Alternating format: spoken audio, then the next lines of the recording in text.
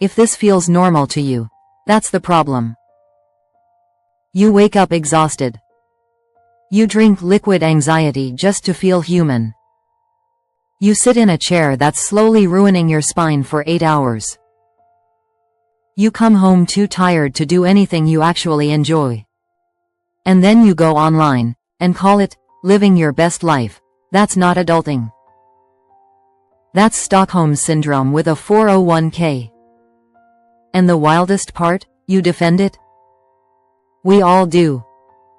We've gaslit ourselves so hard that exhaustion is a personality trait and stress is just what Tuesdays feel like. So let's talk about it. Because once you see this, you don't unsee it. And quick warning. If this video feels uncomfortably accurate in the first 2 minutes, you're exactly who it's for. Segment 1. The sleep scam. Let's start with sleep. Or more accurately, the lack of it. Everyone knows you're supposed to sleep 8 hours. Doctors say it. Science screams it. Your body begs for it. And somehow, 6 hours became fine. 5 hours became grind. 4 hours became a flex. 4 hours and suddenly you're Elon Musk. Except he's rich. And you're just dizzy.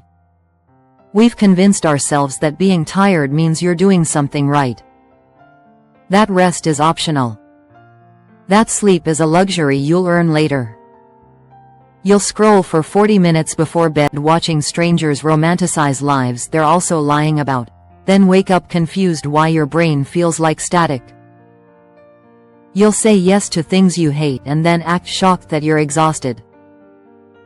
And the gaslight? You call it adulting, like it's supposed to hurt. Like we all agreed to a capitalist fight club and forgot to ask what the prize was. Microfix, and this one's uncomfortable. Pick one thing you do every night that adds nothing to your life and delete it completely. Not reduce it. Delete it. You won't miss it. You'll just have more time to lie in bed staring at the ceiling, wondering how this became normal. And that's just the warm-up. The next one's worse, because you probably brag about it. Segment 2. The busyness cult. Someone asks how you're doing. You don't say, good. You don't say, happy. You say, busy, like it's a personality. Like it's proof you matter. Busy doesn't mean productive. Busy just means you never learned how to say no. You're busy because you sat through meetings that should have been emails. Busy because you agreed to help someone move while secretly hoping they cancel. Busy because you filled your life with noise to avoid being alone with your thoughts. Because the quiet is dangerous. The quiet is where thoughts live. Like, is this it? Why did I get a degree for this? I wonder if my guidance counselor ever thinks about me. And feels bad. Most of your busyness is performative. It looks important. It feels necessary. And it changes absolutely nothing. The gaslight? You think if you stop, everything falls apart. It won't. Your job will replace you. Your inbox will survive. That obligation you hate? Someone else will do it, and probably enjoy it. Microfix. Write down everything you did today. Circle what actually mattered. The rest? That's where your life is leaking out, one quick thing at a time. Comment what you're busy with right now. Be honest.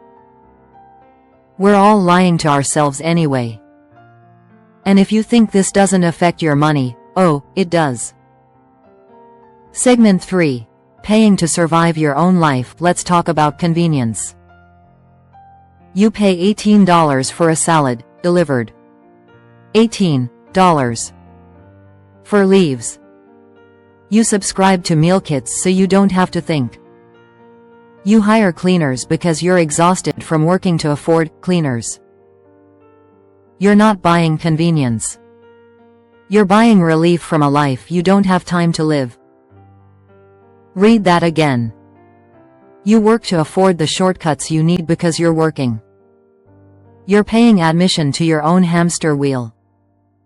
The gaslight? You call it self-care. You call it investing in yourself. You call it everything except what it is. A life that doesn't fit. Microfix.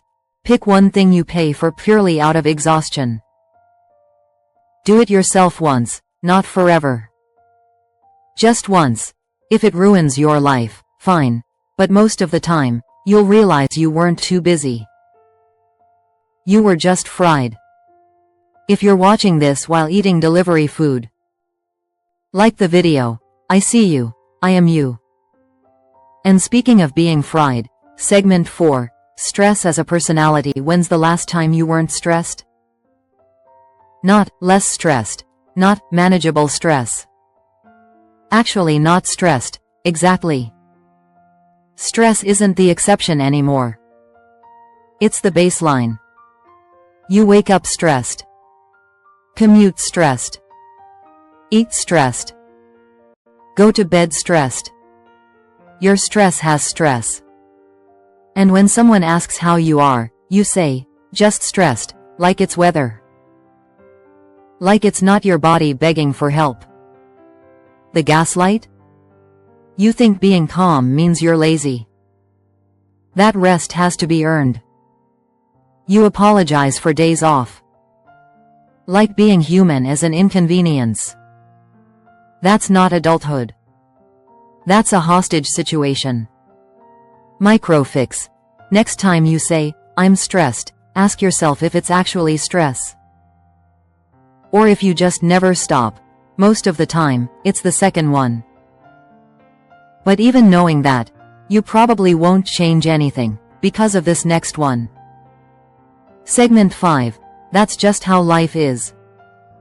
That's just how life is. You say it about your job. Your health. Your relationships. It's the sentence you use when you've given up but don't want to admit it. The gaslight? You've rebranded resignation as maturity. You've convinced yourself that complaining without changing anything is wisdom, but it's not. It's learned helplessness with benefits. Microfix. Finish the sentence honestly. That's just how life is, because I'm not willing to change it. Sit with that. Don't comment it, just feel it. And if that made you uncomfortable, good. Because it gets darker. Segment 6. Trauma bonding over exhaustion. Notice what you and your friends bond over. How tired you are. How busy you are. How broken you feel. It feels like connection, it's not. It's competitive exhaustion. You're not healing. You're rehearsing your misery together. Because if someone actually fixes their life, what do you talk about then? The gaslight? You think venting is healing. It's not. It's just familiar. Microfix. Next time someone vents, ask, so what are you gonna do about it? Watch how fast the conversation dies. Pause here. Let that sit. Segment 7. Laughing so you don't cry. We joke about the things destroying us. I'm fine. Haha. I'm so broke. Lol. I'm mentally unwell, but make it funny. Comedy is tragedy plus time. But you're still in it. You're not coping. You're performing. Depression with a punchline is still depression. Microfix. If you've made the same joke 3 times, it's not a joke. It's a warning. Segment 8. Waiting for life to start. Here's the final gaslight. You think this isn't real life yet. Real life starts later. After the promotion. After the debt. After things calm down. They never do. This is it. You're not in the waiting room. You're already inside. And one day you'll remember this phase not by what you did, but by how tired you were. Microfix. Ask yourself what you're waiting for. Most of the time? Permission. Final adulting isn't hard because you're bad at it. It's hard because we've all agreed to pretend this is normal. You already knew that. You knew it when you clicked. You knew it because it hurt a little. So tomorrow, you'll wake up and do exactly what you did today. Unless this made you uncomfortable enough to remember it. Nobody's coming to save you. Not your boss. Not future you. Just you. And that's either terrifying or freeing. If this made you laugh uncomfortably, like it. If it made you mad, like it harder. Subscribe if you want more videos that feel like being called out by a stranger who somehow knows too much. And if you made it this far, you're probably procrastinating. Go to bed. Or don't. But seriously, you look tired.